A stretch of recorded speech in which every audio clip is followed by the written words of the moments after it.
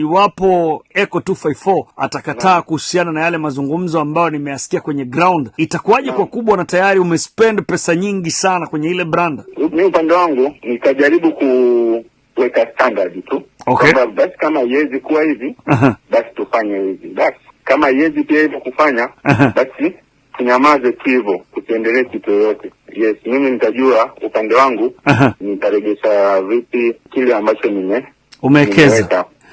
So hiyo ndio mimi unajua inafika mtu anakuchukulia anakubeba ufala. Unajua sasa sasa kubeba ufala. Yes. Maana yani imekuwa yani mimi nenda nikafikiria nikakuta mtu anakufikisha mahali hapo hivi yani. Okay. Kwamba imekuwa ni mazoea, mtu anaona tu ni rahisi sasa. That is true. Mtu anadhani ni rahisi.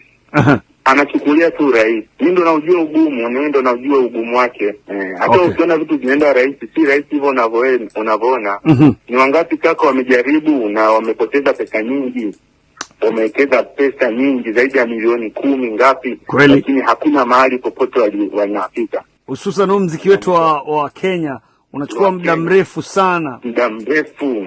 Umeona? Yeah. So mtu anaonaga tu ni rahisi kwamba ifanyike hivi kafanyika hivi itakuwa hivi. Hapana. Umeona? So lazima watu wakuwe na ile respect kwamba boss nimekufika hapa. Sivyo virahisi vile ambavyo nafikiria.